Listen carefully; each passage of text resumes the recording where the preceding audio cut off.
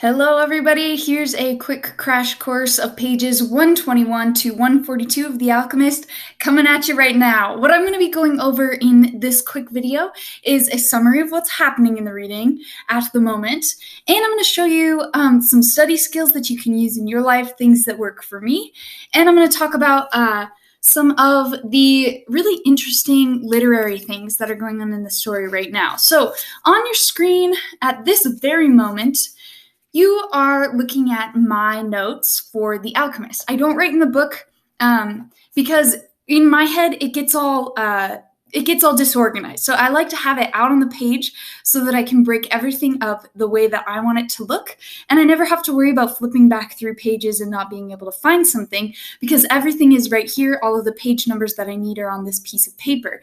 This is something that I figured out that worked really well for me in college, and if you are kind of like a big picture thinker, I suggest that you put everything out on a sheet of paper outside of your book, because the book is associated with those little details and you're going to have to find those pages, and that's difficult when you're a big picture thinker. It's easier when you have a big piece of paper to get your big picture out on the page.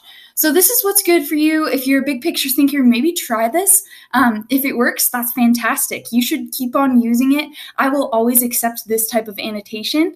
And if it doesn't work, keep on doing what you're doing. Do what's good for you. This is what we're trying to hammer into you guys during this unit. So, Alchemist, I'm going to give you a quick summary of what's going on. At the beginning, on page 121, we see Santiago, and he is suffering a little bit. He's suffering the sadness of having to leave his one true love at the oasis while he goes off into the desert to fulfill his personal legend. Now, if you're like me, you've gotten to the point where you're like, oh my gosh, it's been years since he started this thing. The personal legend, he hasn't been able to fulfill his personal legend. It's been forever. He keeps getting stuck in these places along the way. That's what I thought the first time I read it. And then I read it again. And the second time I read it, I saw, well, it's just like Mrs. Litzoff said in her video the other day in part 3. This is life. Like, we don't just go in one straight line. We don't just travel through time. We actually stop in certain places, and instead of going forward, we stay there, we build ourselves up, we learn new skills, we become better. And so it's okay in life if you start to stop at these points to build yourself up and become a better person in certain places, and then continue to move forward. That's what I learned from this part of the story. I'm going to get to the rest of the summary. So he leaves Fatima to go fulfill his personal legend, and Fatima lets him go. She says, I don't want to keep you from fulfilling your personal legend. This is what you have to do. Go. And we know that from Coelho's writing, this is the definition of true love. And so we see these lovely moments between the two of them. And then Santiago leaves into the desert with the alchemist. There he learns a lot. He's learning a lot from the desert, he's learning a lot from the alchemist, and he's learning a lot from himself. So we see him dealing a lot with matters of the heart. He's listening to his heart, he's listening to his soul. It is guiding him and bringing him to different conclusions. So there's not a lot of action in this part of the book, but there is a lot of philosophical building up, and all of these notes that he is taking in his head about himself. These are things that you guys should pay attention to. So we're going to zoom in on that right now. On my notes, you can see I took some little snippets here and there of things that I thought were important. So I am on page 121, if you care to join me. So Santiago goes to Fatima's tent, and he brings a boy with him and says, boy, here's some gold. Go in there and get Fatima. And so he goes in there and he gets Fatima. And he knows very well that this is breaking tradition. This is something he shouldn't be doing. It could even be considered wrong, and he could get in trouble for it. However, it says that he doesn't care anymore. At this point, his love for Fatima is too much, and he has to express it. So he gives some gold to the boy, and that is the equivalent of enough to buy a sheep. And so I looked that up in US dollars today, which we're in a different society that doesn't value sheep and livestock quite as much as this society would have.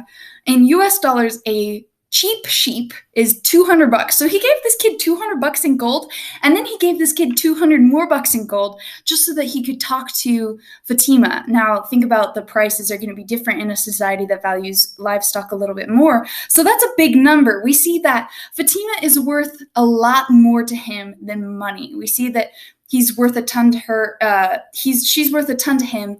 And he's willing to give up anything that he has in order to speak to her. And so then we get this moment, a beautiful moment of fate versus free will, where he says, I love you because the entire universe has conspired to help me find you. So if you're thinking about that, it's a lovely line and it's very beautiful, but think about this moment of fate versus free will. If the entire universe has conspired to help him find her, is that his choice? Is that his free will? Or was he destined to find her and meet her? Does that mean fate or does that mean free will? I want you guys to be thinking about that as we go through this quote, because that's one of our big themes that we're thinking about with this book. Is it fate? Is it free will? You guys think about that and decide for yourselves. So you can see at the bottom of my notes, I like to pull out these concepts that I know I'm going to see. And then when I find it along the way in the reading, or when I go back into the reading to take my notes, I can put those page numbers on there. So these are three things that I wanted to take a look at: the personal legend, the soul of the world, and controlled luck. So in the first note that I took under personal legend, that is on page 125. So I'm going to skip forward to that, and you guys can join me there as well. On page 125, a little bit of a ways down the page, we see the alchemist talking about people and how everybody has a personal legend, and how some people want the treasure at the end of their personal legend, but they don't want to go on the journey. It's like somebody who wants the dream job but doesn't want to do the work, who wants the benefits but does not want to put in the effort to get those benefits. That's kind of what they're talking about here, and that helps us define the personal legend and look at what it actually is. He says they were looking only for gold. They were seeking the treasure of their personal legend without wanting actually to live out the personal legend. So that further defines our idea of what the personal legend is. My next note that I wrote down was on the soul of the world. That's on page 127. It's talking a little bit about the emerald tablet, and this helps give us a definition of what the soul of the world is in the mind of Paulo Coelho. So the emerald tablet is a direct passage to the soul of the world. So we hear earlier about the emerald tablet and how all of the secrets of alchemy, all of the secrets can be written down on the emerald tablet.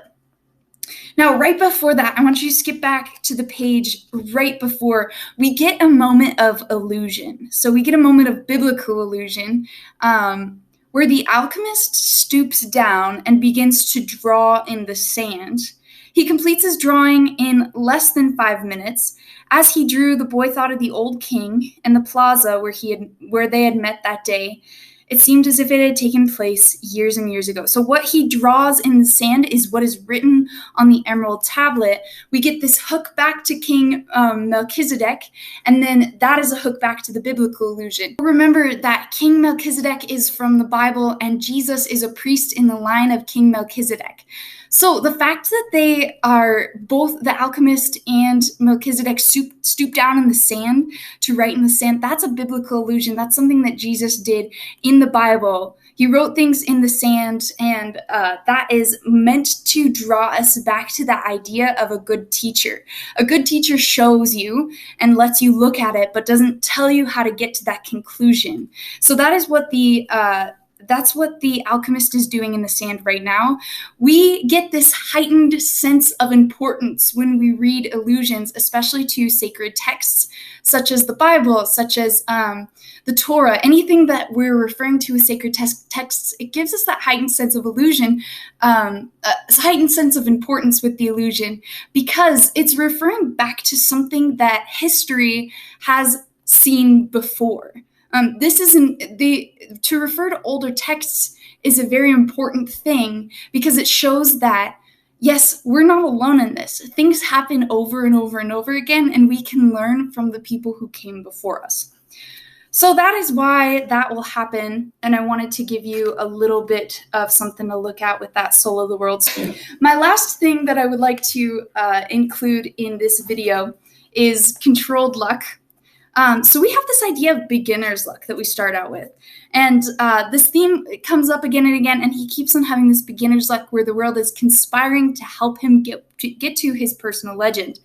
Now we hit up against this point where the alchemist starts to say, oh, about that beginner's luck, guess what? You're not a beginner anymore. Now you have to work for it. Because it's going to get really hard when you, as the victor, the person coming out on the other end of your struggle, you're going to be tested.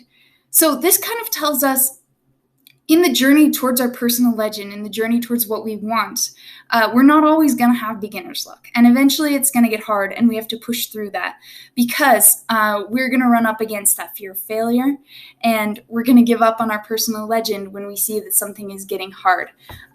The personal legend, we find out, is it's not promised that it's going to be easy or perfect. It's promised that there's going to be a struggle at the end there.